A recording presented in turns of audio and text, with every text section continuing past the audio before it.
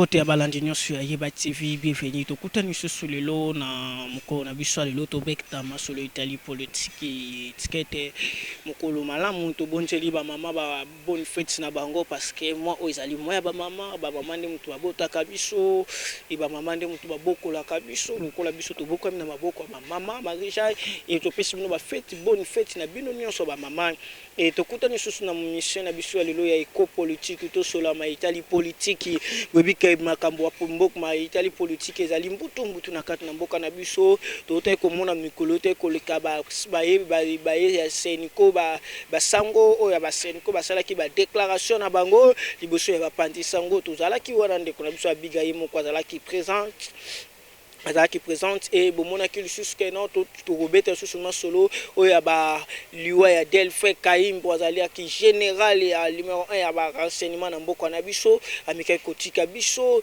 et parce que liwa ya mort ya général Delphin meka ko susciter ba réaction ya ba politique ba côté ya IDPS ba meka ki koloba côté ya FCC ba meka ko loba et même ba ndeko na biso ya la muka par rapport à liwa brisque oya général o to perdre général monene na na biso général major Delphin Kayimbi to tombeli condoléances mobima na famille mobimbe ya Delphin Kayimbi et na popina ba mapinga nyonso na biso et par rapport eza ba sujet otokomeka kosola nango na émission na biso ya lelo to yebika tozali biso moto na plateau to yambi lelo o ya bino amekaka koleka na émission na bino toujours na kati na Yeba TV o ya bengami na mwana mboka JC Mulumba elongo na yene to komeka ko partager par rapport à actualité politique tiketa to meka ko sepe ko pesa merci beaucoup na Mike wazali na sima ya kamera yenda so sala ke bilili malamu e komela bino na HD Konde le petit génie de la presse le petit génie yem to sala toujours que no ba image bomona na qualité boye to pesi bino susu merci na ba nyonso bo consomaki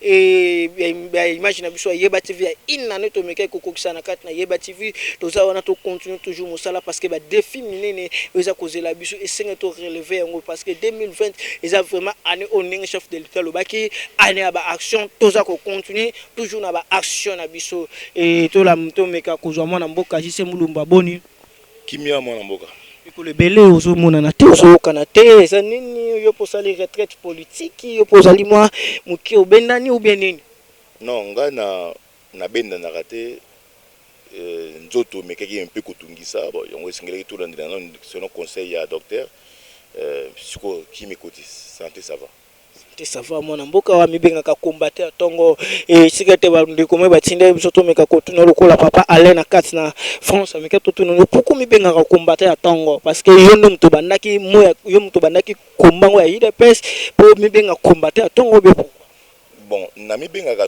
combattre tongo par rapport ya ba kuya c'est-à-dire donc na ko expliquer mo kuya donc soki na mibengaka na on a des réponses nanga nazo pesa papa Alain sur ozongi moi sima na archive au monde na JC Mulumba aza parmi ba guerrier donc naza combattant ya tongo nga moko te c'est que tous ba combattant ya ba combattant tongo tous belé entre autres ba masa nanga Jokobeya ba masa ngai Freddy Pindi masa ngai Fabrice ba masa ba Mokato voit même bien merci ou autre kokufa combattant à force du progrès ba Ibrahim Nachangu donc tous ba combattant à tongo donc sikoyo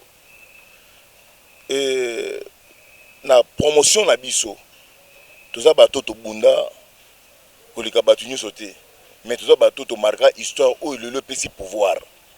Cela veut dire bitumba oyo et puis au pouvoir les bitumba il y a 2011 Nzambe a sali mwana mboka Tshisekedi Tshilombo Félix a récupéré pouvoir il y a 2011 donc il y a Kwatai Sukaki na Tshisekedi le père de Kwatai Silaki ce que biso doit combattre ya tongo ya Kwatai Kwatai ngozo loba nini momo ko donner faut expliquer moi ba congolais ba ye ba Kwatai ça nini Simba Benda Kangaye Bomaye donc biso ne to souffre vraiment liwa donc et Kabila moi tant to benga Kabila za assassin biso ne to vivant yango ozana master ba beti master disa pas ko ya kufi ozana donc bozo bu elugo ye masadai ba Serge Luku sa bakenda Donc tous ça vraiment ba combattant ya tongo vraiment. Mais aussi combattre à tongo ndenge mona mboka jise mulumbu solo ba melelo yo tozomona ba yi baza combattre à tongo bazo ya na permanence na matinée politique ya IDPS combattre à tongo baza ko bunda bazwa ba poste lelo bazwa ba se retrouver. Mais pourquoi yo combattre ba oza toujours oza sous proche ya kati ya IDPS? C'est comme si ba bosani liti na yo mais ko bunda na kati ya IDPS te zana bisa so bibongo pona ngai siki okoloba bongo pona Jacquemain Chabani ou bien yo linga na comme soda. Donc pour la fonction, il faut qu'il y ait une permanence. IDPS viva. Moussalo de Janga la Salaga. Et c'est belé. Donc ou bien, mais il y a tout ce qu'il faut passer dans la permanence. Ce qui est une permanence, il y a côté de mana na CMO non. Et ça catégorie par catégorie. Catégorie à CMO, catégorie à CNZT, catégorie donc l'étudiant sont on a JC Moulumba salon. L'étudiant sont on a sa salon. Il y a Nabouni na lisasi, na mobilisé. Je suis un grand mobilisateur. Sur la télémica, na sa une émission, toye batu bazate mais na seconde mo batu tondi. Donc diplomatie eza obomo na raté. Nga jise mulu banaza na ba vision nga na ligne politique nga na baki boye. Donc comme moment na ko postuler na za candidat ya na changu na national na changu nazana ba gauche nanga ba droite nanga na bombi. Hein, donc c'est que on a mis à gauche droite ezali parce que biso ko kasate ba tuniso to la IDPS vende ba combattre. Donc so itonga tani o moninga jise mulumba na pesa na tambola na CV na ila santé c'est que na boso ni litonga na sali e ko zo ngabe mukete ngaza master ya ba continuer so mboko naza master ya Vital Kamerhe, naza master ya Diomi Nongala. Donc nazo sous génération na master ya Jacquemain Chabani. Donc tant zo ba master cela veut dire batonga na kopera na bango. Bogise Kabuya. Vous comprenez? On a toujours parlé na terme moko politique. JC Moulumba Zali master ya ba Vital Kamerhe, master ya Diomi Nongala. Na respect na rotanga chef de l'état pour chef de l'état hein na rotanga so batonga na coopérer na bango Félix Tshisekedi Diomi Nongala Vital Kamerhe Augustin Kabuya baza ebele ba Jolino Makelele ba mais Sylvain Mutombo Jolino Makelele bazo senga na ba membre IDPS alongo atikela la mende peuple congolais combattant mwana oya fingaka tata na ye ce que moi mwana finga mama ou respectera papa c'est qui a mal éduqué ngolo bani mwana mboka kise elobi na biboyo toza batu na berere na biso toza batu na ba sentiment na biso tant que Félix Tshisekedi nanu alongoli Vital Kamerhe te nako manquer respecter de ce qu'on manquer Vital Kamerhe respect c'est que on manquer Félix directement. On est la politique ni auto sala. Ba maké Vital mais bazo senga ke notre monaki ndeko na biso ba parlementaire debout bazo senga menda so. Na biboyo. Il faut que sunga ndeko pasteur. On est la politique. Ndeko na biso ya pasteur ni pasteur Gili. On est la politique. On a souffert dans ce pays ba mendo yuzuka mendo. Ba nyokoli biso. Aujourd'hui ceux qui ont commencé la campagne ya Mende. Donc c'est que dans le monde qui non azana metita histoire té pasteur Gili tu es mon frère to solarmo bien mais ils a blom surtout oyo to komi ko ça la passe net et comme si ba soit politicien vous comprenez net parce que sur babit ba pesa sur espace na ba RTNC ba canal kin hein on comprend que non net pour faciliter ba te belé. La mère Mende aza parmi ba Satan na mboka oyo. La mère Mende aza muto te biso nga jise mulumba parce que j'ai l'histoire. Je connais bien l'histoire. Na lo bakino Mende a remplacé Jolino Makelele. Non. Mende botamara ministre de communication ta. Mende tonga bandaki yango abandaki mbala moko tina sentiment ya ninte. Eloko nyoso na vie balakisaka mutu le molo l'expérience ezoya nepe bon na makelele azokinime nga na presaka musala Jules Makelele, il fait bien son travail. Il fait bien son travail. C'est pas bien. Donc, on a un sentiment au combattant. Bande comme on bien combattant. Parce que mon consul trouve cette émission. Yo tangina nga combat batu. Est-ce que vous êtes combattant dans ce combattant? Donc, c'est mon consul nanga bloga bongo. Vous comprenez? Donc, koki nanga gauche autorité. Atati émission tuna. Et si là, autre nanga 2-3 questions. On a pesio. Mais quand on a eu mon emboka, je suis au web, ça veut dire que nana on va faire combattant. La mère Mende, mon frère, Azali Diaboulou. C'est pas parce qu'il est passé au bec, non? Azali Noko Naye. Ah, ça, Noko Nangaï. Donc, parce qu'il est à Mongo, Mende a m'tété là, non, moni peut-être, on sait les campagnes. Mais Mende, Naibisio, mon emboka, na mutu ya Félix, Mende assis à Longwa Kala. Mende a fingi Tshisekedi boye. Mende aketi na kati ya ndaku ya Tshisekedi le père. Pouvoir autre toujours ko se prendre nango lelo. Et le pouvoir ya Tshisekedi le père. Ceux qui congolais abossenaka facilement. Mutabomio même pas 2 ans, on beteli maboko ça donc Salozonga. Salozonga. Ya mende ozo mutamaile na Congo bumba Salozonga makilele akokite. Non. Est-ce que na FCC mobimba wana bango nyonso baza ba satana to bango nyonso baza mabe parce que soki mutu asali bongo abengi bazonga mabe. Mwana mboka. FCC eza lokola lifelo. Satan. Diable lokola Père Noël. Père Noël n'entourage naïe. Entourage à Père Noël zani. Ba Evariste Bouchabe, ba Mende, ba John Numbi, ba Delphin Kaimi oyo suki ya kufite oyo. Donc ba tunyo so wana baza ba diabolo. Ba bisika na bango eza na fer. Bon ba ni sika na si ya moyo te. Lelo Félix Tshisekedi a dit ma travailler na Mende. Et là on est malade Mende ça na mboko. Tandenge Père Noël à Longwe. Et là on est malonga au Mende ça. Père Noël on est. C'est ça bon papa. Kabila mikolo bazo benye Père Noël. Mon ngam na créer. Père Noël.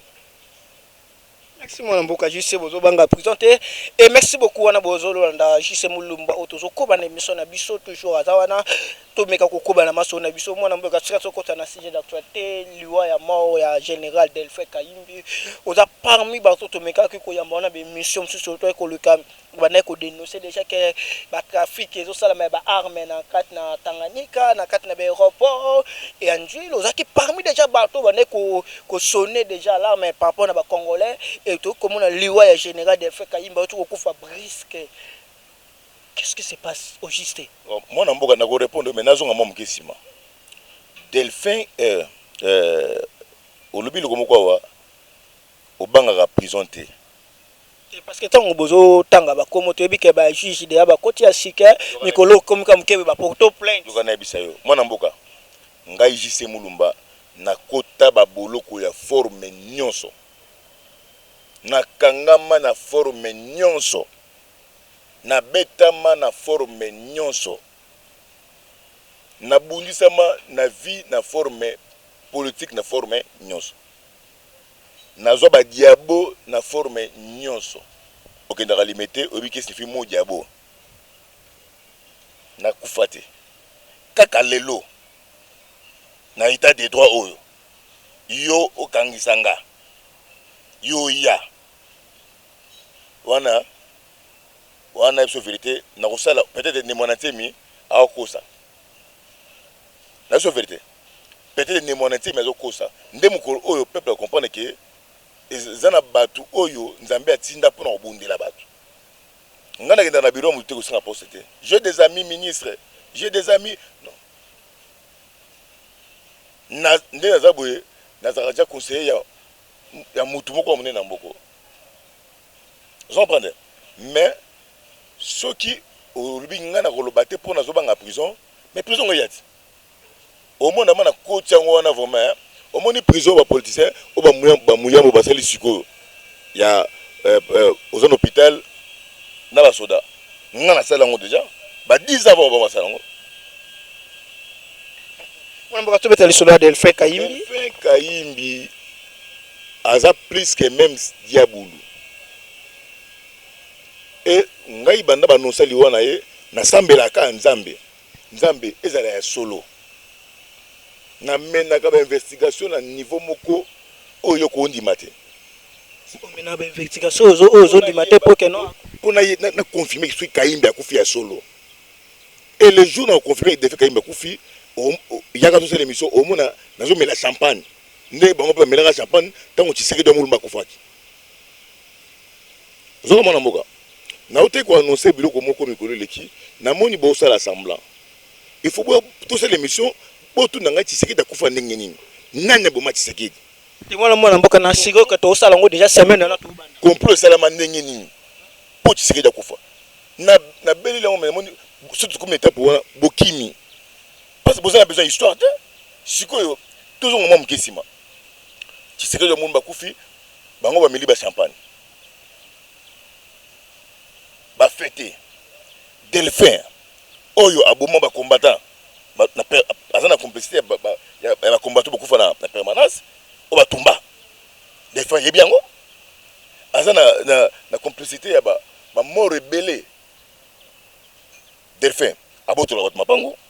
Delphin azoka basi abatu Delphin abomaka peuple congolais Delphin a donc nyonso mabe za Delphin ce que ça on le Delphin Kayimbi kufi ngaji se mulumba na beteli maboko non na kumisi nzambe eza délivrance à peuple oyo ce qui eza ya solo kufi nzambe surtout ko ngami so oyo ka losambo nanga ba soki ya kufi ya solo mais c'est-à-dire on a doute si ya liwa ya Delphin biboye na pisengi na 2 secondes to ngami su o ka losambo nanga pona liwa ya Kayimbi to mekano nde maiki zwana liwa losambo ya ndeko nzambe na pesio matondo mingi na oyo sali pona peuple congolais nzambe soki zaki aventure oyo général Delphin Kayimbi asalaki nzambe komisa ngo réalité nzambe moto bongo na mboko oyo akokozonga lisusu te seigneur nzambe Bible lobi na circonstance nyonso to komisa kombo na yo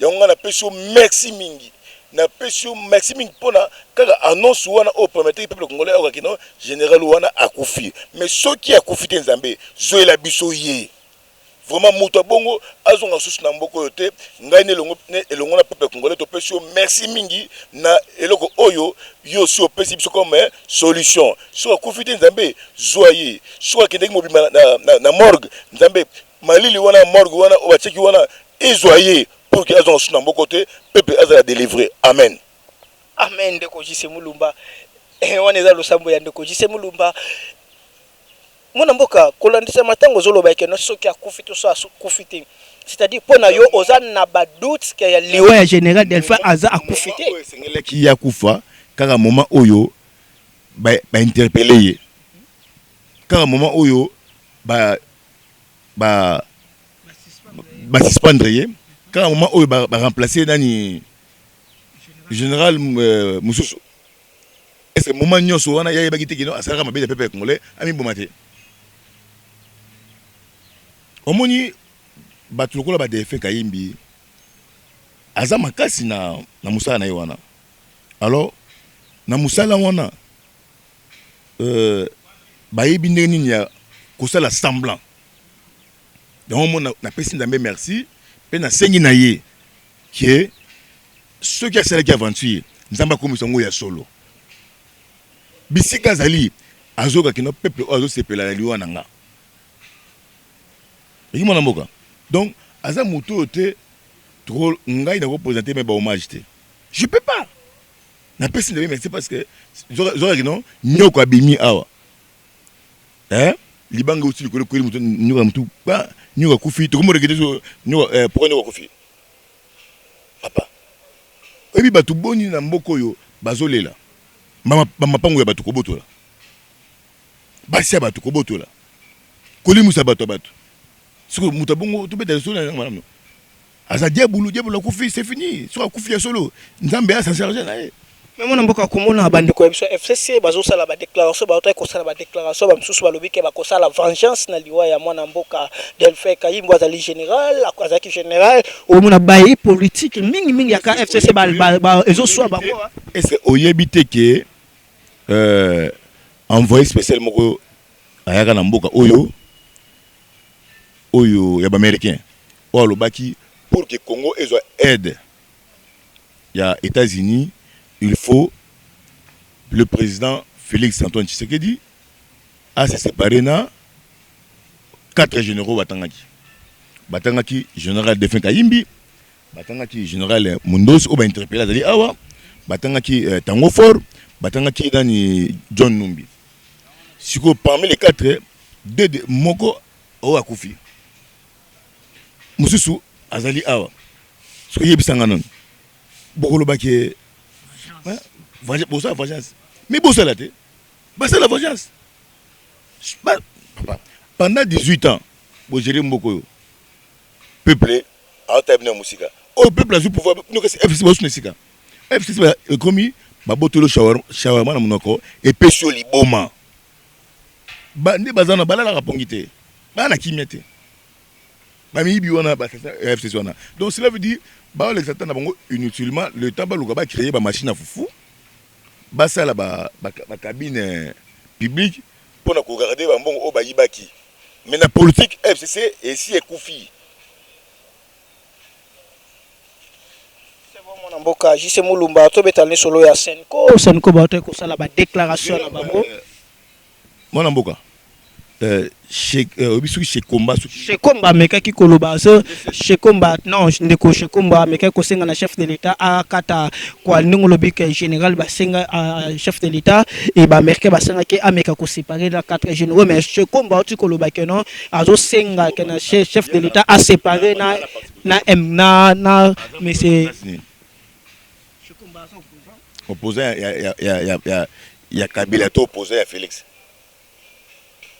Opposant au bagenda na tongo ki ngakati pa kezo mbongo ngai na koleka na TV na vana na TVT na lobela kama Shikomba ibi diplomatie Shikomba banda za opposant ba mena mbokani ubia dembila na sima bato ba Shikomba baza lokola omoni période moko o uera abundaka mona pap asala ndeni atumula kingo bazo ka image qui papa yambaki za bongo te eza ba Shikomba donc on vanda donc alingi babeta lisolo na ye bien batiaika étape ya distraction politique c'est leki babanda ko na IDPS baye basali avancer baki bazu ba poste baki so IDPS yemoko a récupérer masolo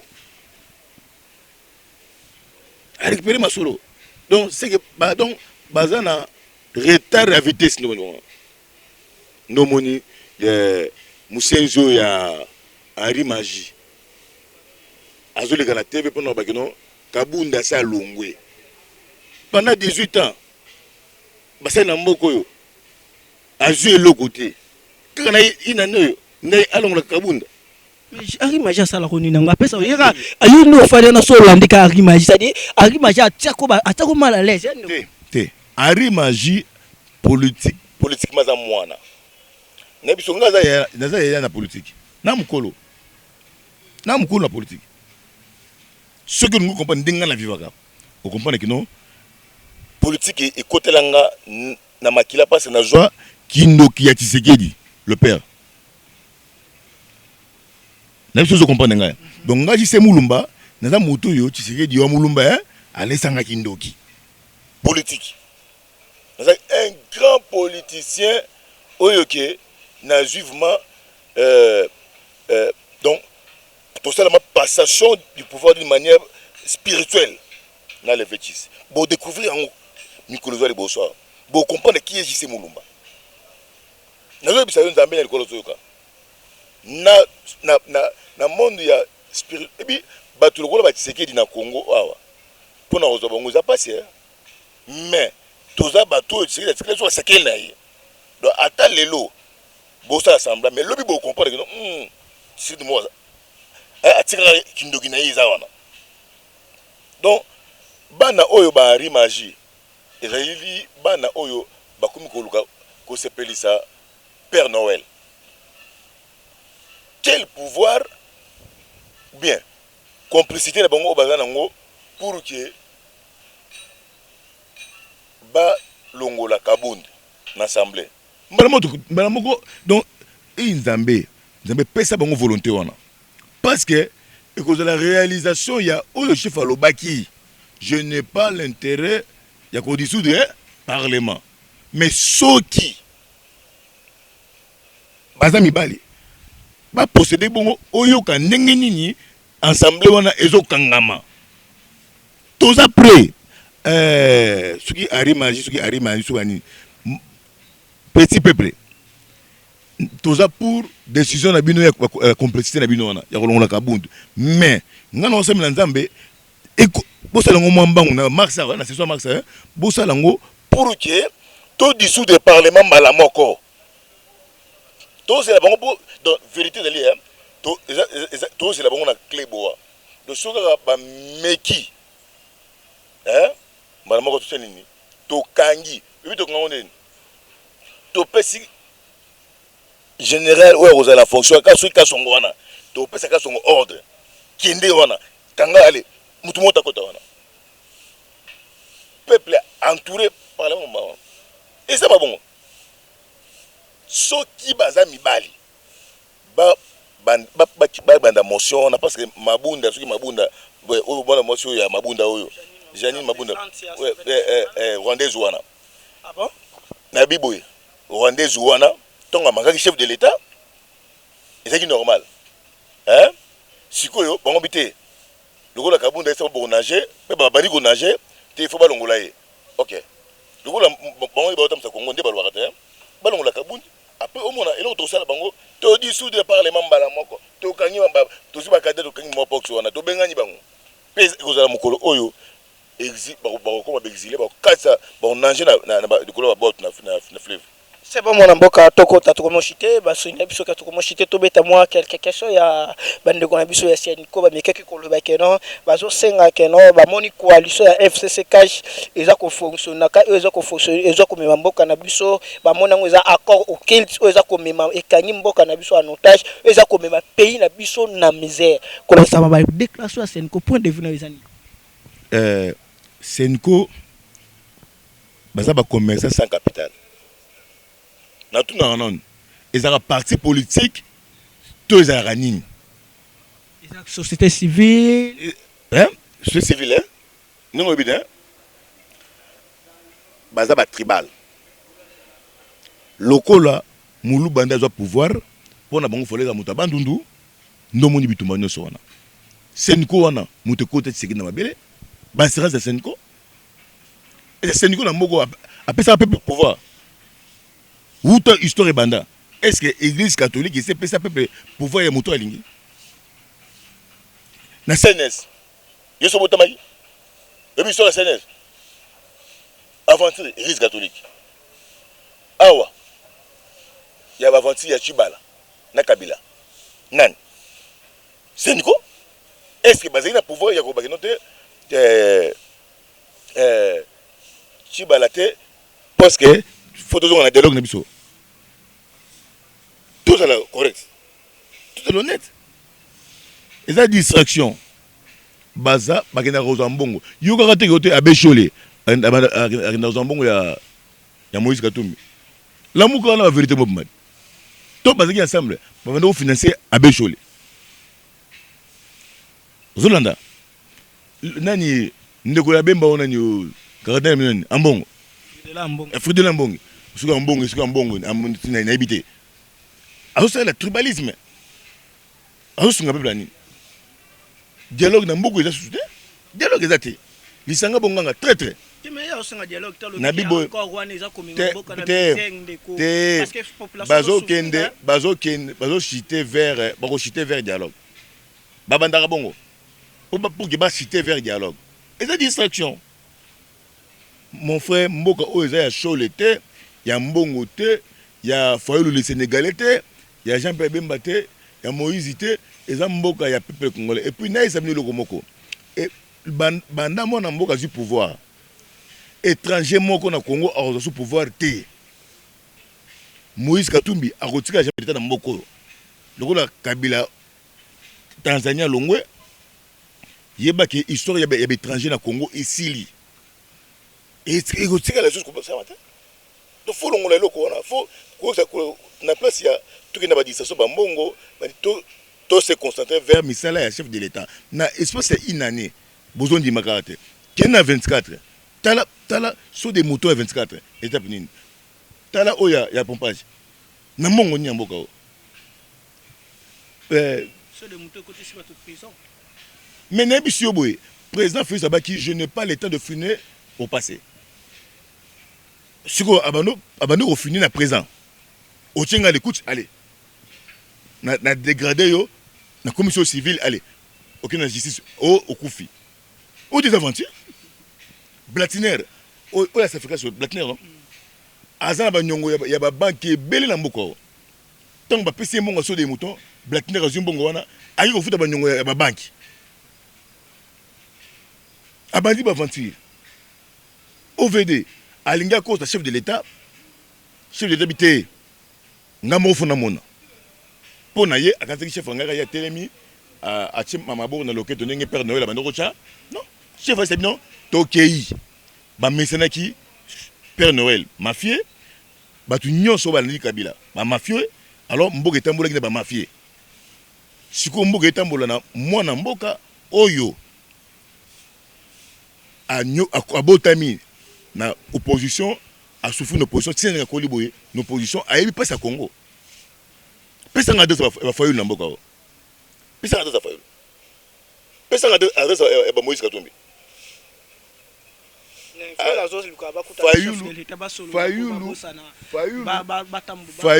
Fayulu bokende na Sénégal ndebo mon adresse na ye ah bisizate donc ambongo ceux qui va aider Fayulu va aider ye dans le dans mikozo koya akeli président ya Sénégal mais na Congo te papa na Congo faut oublions ça.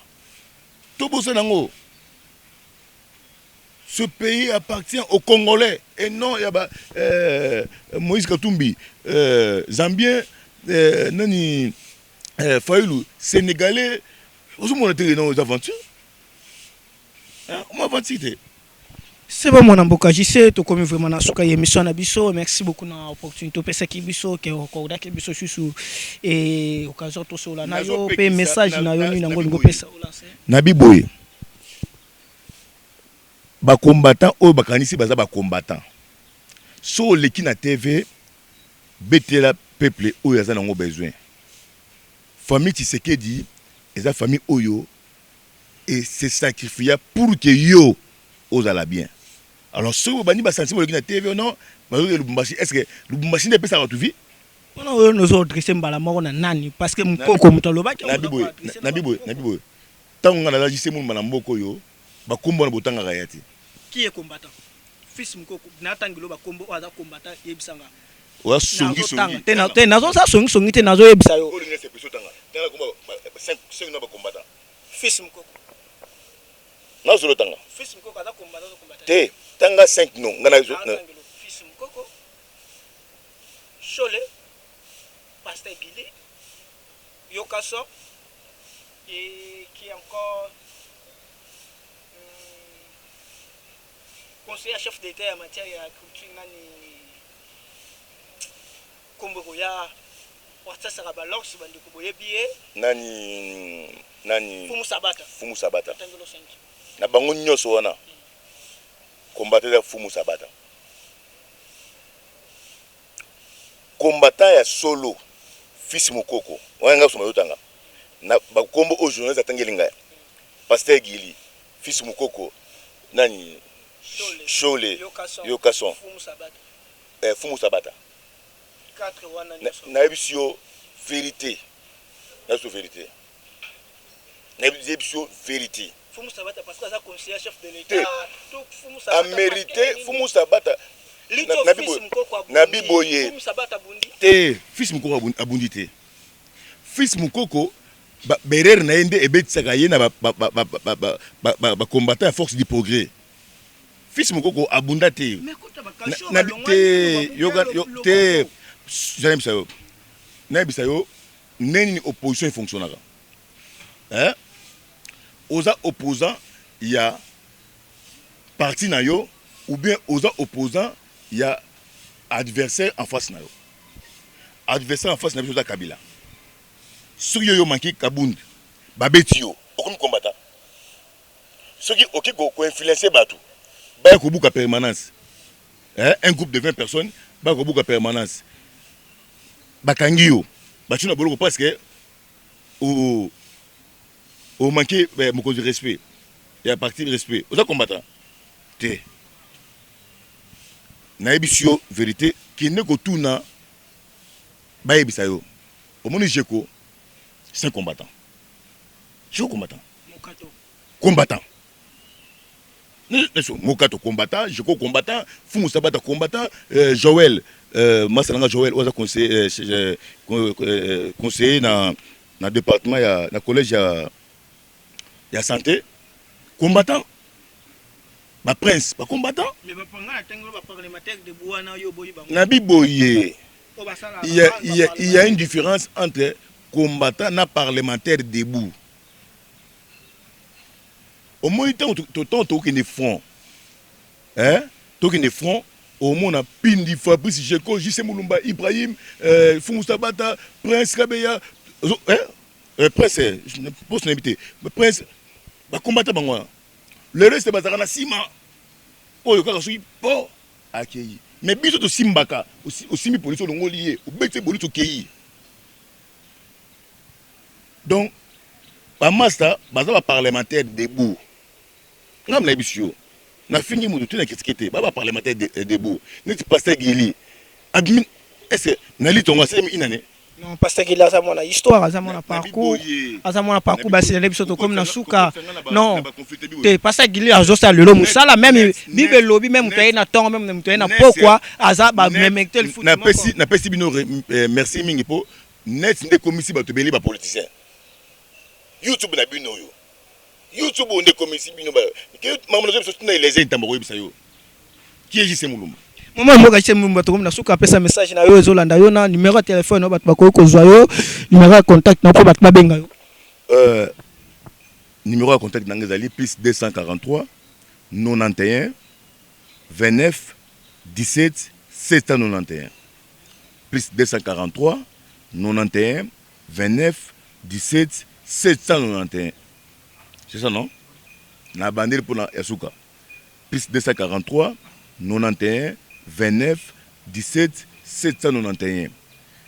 Bientôt là, dans 2 semaines, nous allons lancer Fondation JC Moulumba Bouchala Bouamba. Lisungi.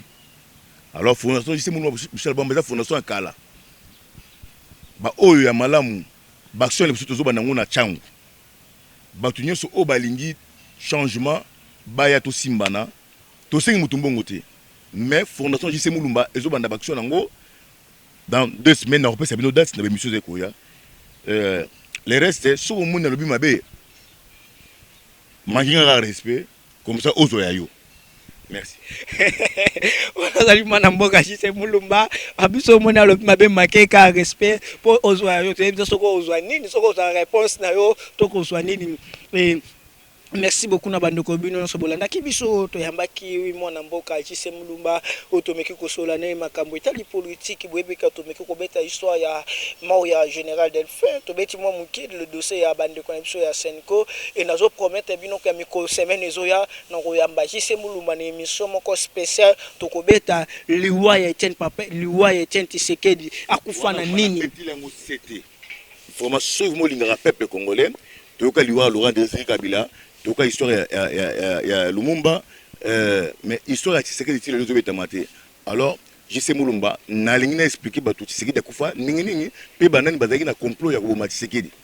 Histoire noir sur blanc. C'est ça, yango na to betango Tshisekedi akufa ningi nini banani bazaki na complot ya liwa Etienne Tshisekedi et bozala toujours wana. Merci beaucoup na Mike na sima ya caméra et merci beaucoup na HD le petit génie, merci beaucoup na modège Shadraki et na musala toujours au sala na ba musala zo ko ba formation ba opportunité aux opérations et merci beaucoup à l'équipe Mobimba Yeba TV. Tous awana, vous s'abonner massivement et vous partager ma vidéo na biso. Depuis que semaine au Ezoya le tous ali mokola lelo et d'ici lundi tito koma mercredi tous ça la émission wana keno ya liwa ya tien Tisekedi. Vous a toujours révélé cause lango. Toko ezala la série quand même na promettre vous allez parmi la série 1 série 2 série 3 boyeba na ba preuve aux ali tangible. Merci beaucoup de écouter Mikolezoya. Pambola Bino.